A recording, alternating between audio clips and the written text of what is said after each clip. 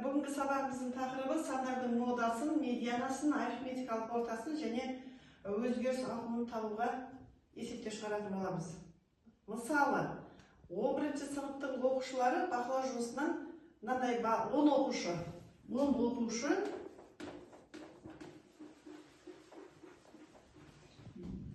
5 деген бағаны 4 оқушы алсын. 3 деген бағаны 3 оқушы алсын.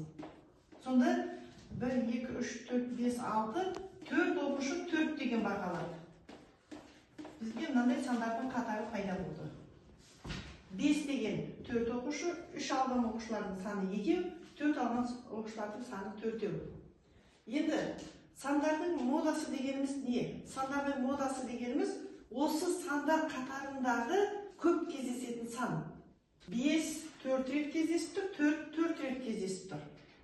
Онда мода бізде егерде 2 сан қайталанса, онда 5-те және 4-те болады. Мода дегеніміз көп кездесетін сан. Кейбір жағдайда мынандай болуы мүмкін. Тағы да 5 болуы мүмкін. Онда мода менде қанша болады? Мода менде онда 5 болады. Себебі 5 деген 5 рет кездесіп тұр. 4 дегеніміз 4 рет кездесіп тұр. Сондықтан да бұл жерде мода 5 болатын еді. Келесі медиана.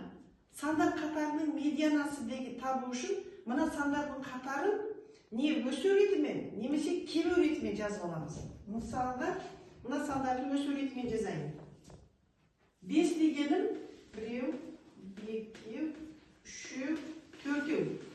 Одан кейін 4. 1, 2, 3, 4. Одан кейін 3 және 3. Мынаны мен алып тастайын. Бұл ана екінші мысалға болған. Енді сандар өсу ретімен жазылып тұр. Енді сандардың басы менен соңындағы сандарды біртіндеп қысқартамын. Мына мені қысқартқанда өшіремін. Сонда менде ортасында 2 сан қалды. Сандардың медианасы дегеніміз осы 2 санды қосып 2-ге бөлемін.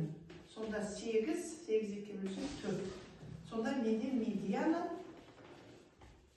медианасы 4-ге тең болады. Келесі, сандардың арифметикалық ортасын қалай табамын? Сандардың арифметикалық ортасын табу үшін осы сандардың барлығын қосамын. Менде 10 сан бар. 10 санды қосып 10-ға бөлемін. 5-тен қанша? 1, 2, 3, 4 қосамын. 4-тен 4 және 3-тен 2. Осыларды қосып 2-ге бөлемін. 5-ті 4-ге көбейтсем 20, оған 16 қосам. 36, 36-ға 6-ны қосам 42. 42-ні бөлемін 2-ге тең 21. Сонда менде арифметикалық орта 21-ге тең. Арифметикалық орта 21-ге тең болады. Орта 21. Келесі, сандардың өзгеріс ауқымын табу үшін осы сандар қатарындағы ең үлкен санды тауып аламын. Яғни мына қатардағы ең үлкен сан менде 5 және ең кіші санды табамын. Ең кіші саным 3, екеуін азайтамын. Сонда 2 шығады. Сонда өзгеріс